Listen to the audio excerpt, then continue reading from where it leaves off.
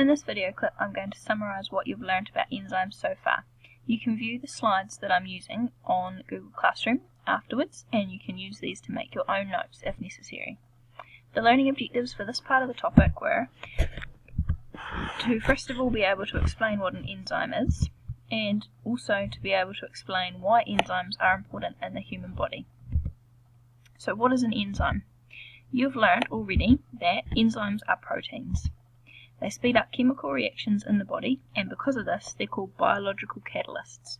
The word catalyst means to speed up something.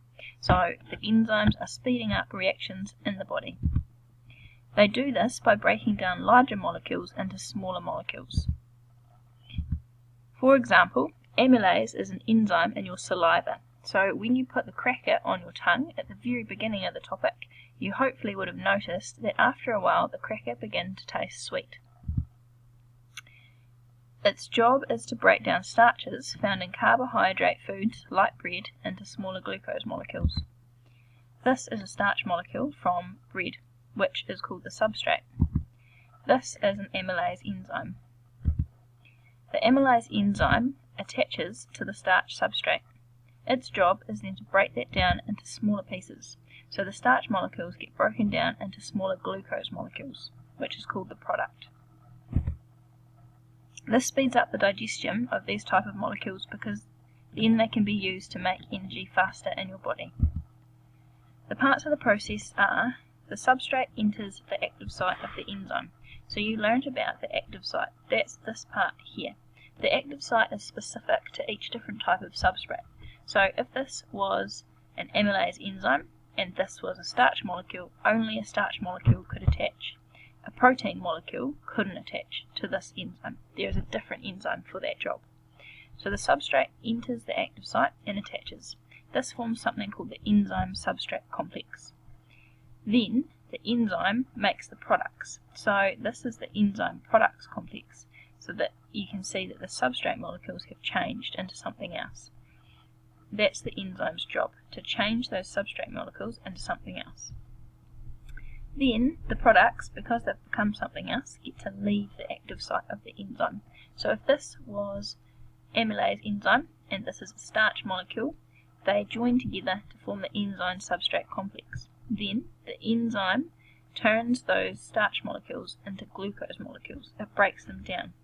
This then forms the products, the glucose molecules that have been made from the starch molecule, and the products leave the active site of the enzyme. Those glucose molecules can then travel around the body in the bloodstream and be used in your different cells for different things, like making energy. There are lots of different types of enzymes.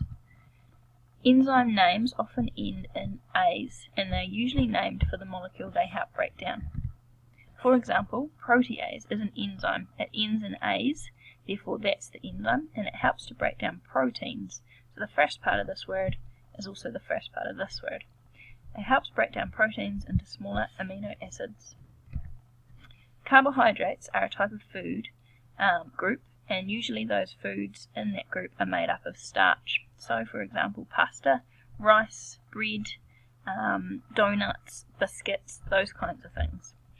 These foods are important for giving you slow release energy, but if you didn't have enzymes in your body, like carbohydrate enzymes, then they'd break down very slowly and you wouldn't be able to use them for energy as quickly. Here are some common types of enzymes you need to know about. Carbohydrases, like amylase. These help break down carbohydrate molecules, like starch, into smaller glucose molecules.